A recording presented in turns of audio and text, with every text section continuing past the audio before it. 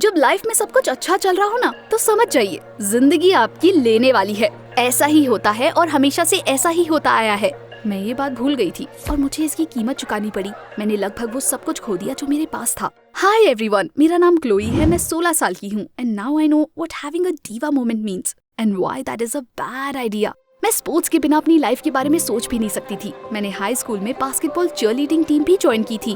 But मेरा एक सपना था, मैं सचमुच खेलना चाहती थी, कोर्ट में जाना चाहती थी, 3 पॉइंटर शूट करना चाहती थी, भीड़ का शोर सुनना चाहती थी। प्रॉब्लम बस इतनी सी थी कि हमारे स्कूल में विमेंस टीम ही नहीं थी। मैंने कोच से कई बार इसके बारे में बात करने की कोशिश की, लेकिन हर बार वो मुझे टाल देते और कहते कि उसके लिए बहुत सारी कंडीशंस पूरी करनी पड़ती है, डॉक्यूमेंट्स कलेक्ट करने पड़ते हैं और टीम बनाने के लिए लोगों को ढूंढना पड़ता है। शॉर्ट में बताऊं तो मेरे अलावा किसी को इसमें इंटरेस्ट नहीं था। मैंने लगभग हार मान ही ली थी, लेकिन after yet another refusal, the coach suddenly suggested, as it seemed to him, an excellent solution. मैं कोर्ट में जाऊंगी और बॉल भी पकड़ूंगी, लेकिन प्लेयर बनकर नहीं बल्कि मैस्कॉट बनकर। Of course मैंने मना कर दिया। कॉस्ट्यूम में उछल कूद करना और अपने हाथ हिलाना मुझे बेवकूफी का काम लगा।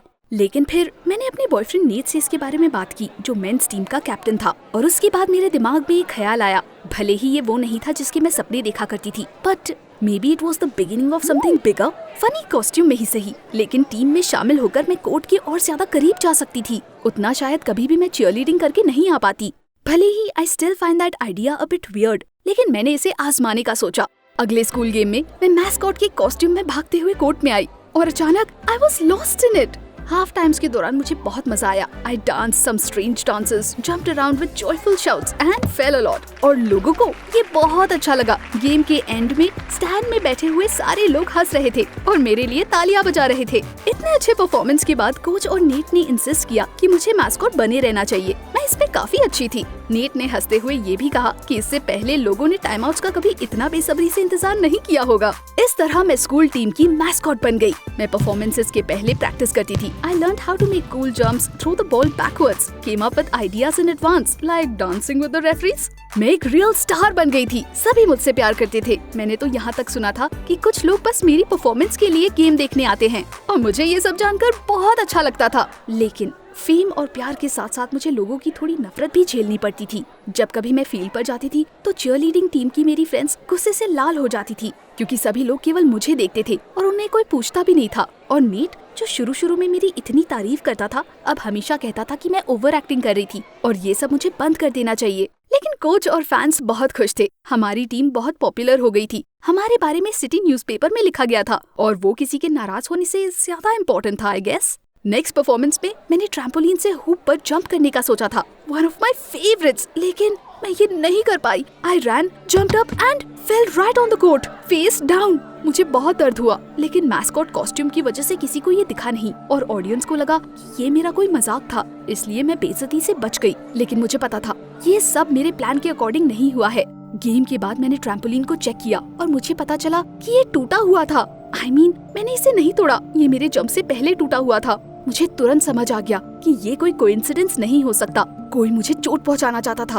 उन्होंने मेरे साथ और भी बुरी चीजें करनी शुरू कर दी। कोई मेरी कॉस्ट्यूम्स खराब कर देता था, या परफॉर्मेंस के दौरान अचानक से म्यूजिक बंद हो जाता था, या मेरे प्रॉप्स बर्बाद कर दिए जाते थे। It was strange. मैंने नीट को इन सब के बारे में बताया और उसने कहा कि ये किसी चीयरलीडर का काम हो सकता है जो मुझसे बदला लेना चाहती है। अभी भी सब लोग मैस्कॉट को ही देखने आते थे, इसलिए वो लड़कियां गुस्सा थी। और फिर उसने कहा कि मुझे थोड़ा केयरफुल रहना चाहिए और थोड़ी टाइम के लिए परफॉर्म नहीं करना चाहिए। But how could I? जल्दी ही एक बहुत इम्पोर्टेंट गेम होने वाला था। उसमें बास्केटबॉल फेडरेशन के लोग आने वाले थे और मुझे उसमें पार्टिसिपेट करना था। मैंने बहुत अच्छी परफॉर्मेंस की तैयारी की थी और मैं सबको चौंका देना चाहती थी, तालियां बटोरना चाहती थी, रेफरीज को अपना दीवाना बनाना चाहती थी और इसलिए इस बार हेड स्टैंड्स करने वाली थी। It was one of the tricks. लेकिन जब मेरा टाइम आया तो मैं लॉकर रूम से बाहर ही नहीं निकल पाई। किसी ने दूसरी तरफ से दरवाजा बंद कर दिया था।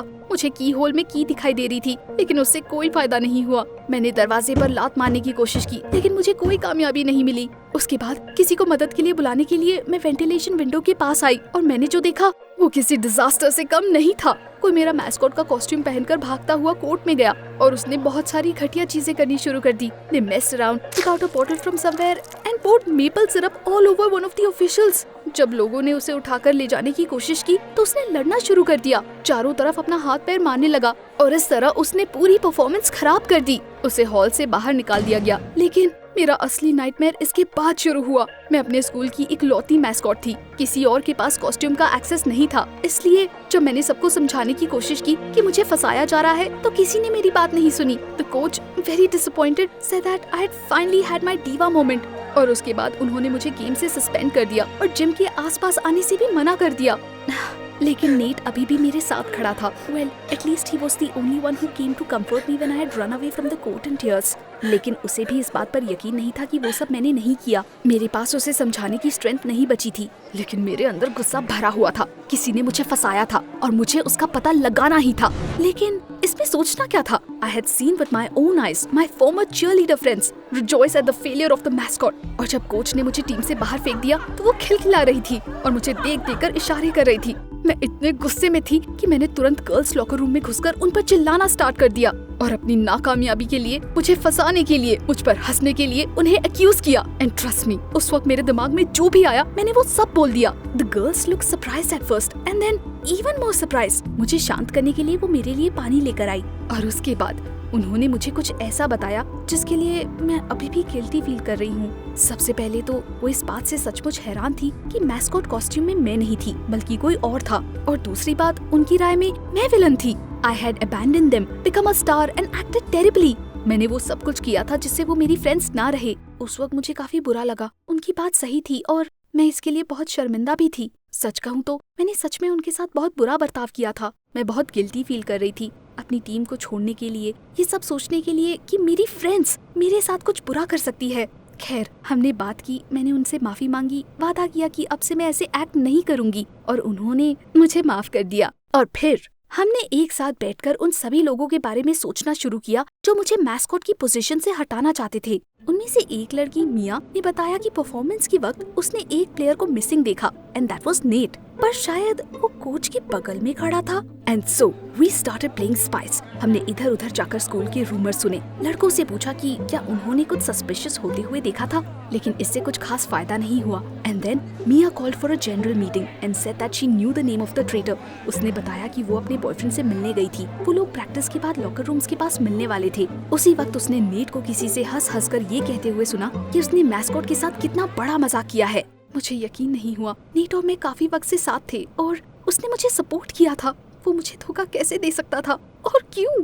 लेकिन सारी लड़कियों ने मिलकर एक प्लान बनाया। I would call Nate to talk and one of my friends would hide and film everything on a camera. अगर नेट ने ऐसा कुछ नहीं किया तो मैं बाद में उससे माफी मांग लूंगी, और अगर उसने ऐसा कुछ किया है तो। स्कूल के बाद नेट और मैं कोर्ट में मिले। उस वक्त मेरी फ्रेंड ब्लीचर्स के पीछे छिपी हुई थी। सच कहूँ तो मुझे बहुत डर लग रहा था। मुझे नहीं पता था कि मैं सच्चाई जानना चाहती भी हूँ या नहीं, लेकिन मैंने प्लान पर टिके रहने का फैसला किया। उसे हाय हेलो कहने की बजाय मैंने तुरंत बोला कि मुझे सब कुछ पता चल गया है। नेट ने काफी बहाने बनाने की कोशिश की, लेकिन ये साफ था कि वो झूठ बोल रहा है। I threw a fit. मैं प्रिटेंड भी नहीं कर रही थी। मुझे सच में बहुत दुख हुआ था। मैं जोर जोर से चिल्ला रही थी। And at some point he started talking.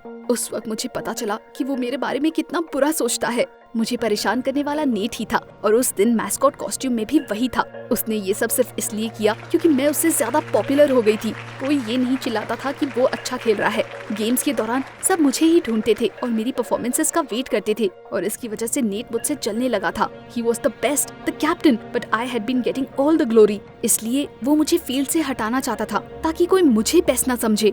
I didn't cry. मुझे बस इस बात पर गुस्सा आ रहा था कि मैंने उसके जैसे घटिया इंसान पर भरोसा किया, लेकिन मैंने सोच लिया था कि मुझे अपना बदला उससे कैसे लेना है। सबसे पहले मैंने वो वीडियो अपने कोच को दिखाया। उन्हें भी उतना ही गुस्सा आया जितना मुझे आया था, और उन्होंने कहा कि वो हर तरह से मेरी हेल्प करने की कोशिश करेंगे। I got my revenge. उस दिन सीजन का फिनाले था। स्कूल और टीम के लोगों के लिए ये बहुत इम्पोर्टेंट गेम था। I ran out onto the court with the cheerleaders, throwing kisses to the fans in all directions. Audience खुशी से चिल्ला उठी।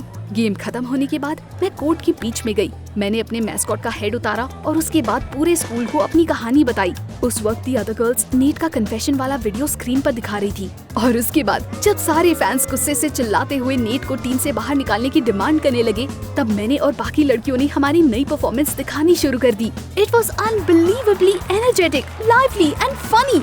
यहाँ तक कि हारी हुई टीम के फैंस भी हमारे लिए खड़े होकर तालियां बजाने लगे। जैसा कि आप समझ गए होंगे, मैंने नीट से ब्रेकअप कर लिया, वहीं कोर्ट में सारे फैंस के सामने, और उसके बाद अपने फ्रेंड्स के साथ अपनी जीत का जश्न मनाने के लिए निकल पड़ी। लेकिन अभी हम ज्यादा दूर भी नहीं गए थे कि तभी बास्केटबॉल फेडरेशन के रिप्रेजेंटेटिव मेरे पास आए। He said that I was very talented, bright and cool, and that I was officially invited to become a mascot for an adult, a real one, basketball team. मैंने promise किया कि मैं इसके बारे में जरूर सोचूंगी, लेकिन सरप्राइजेस वहीं खत्म नहीं हुए। मेरे कोच ने लॉकर रूम्स के दरवाजे के पास मुझे रोककर मुस्कुराते हुए कहा कि मुझ पर शुरू से यकीन ना करने के लिए वो मुझसे माफी मांगना चाहते हैं और वो मुझे विमेंस टीम बनाने देंगे क्योंकि मैं ये डिजर्व करती हूँ। मैंने उनसे भी इसके बारे में सोचने का प्रॉमिस किया और अब मैं थोड़ी शॉक्ड हूँ और मुझे समझ नहीं आ रहा कि मैं क्या चुनूं।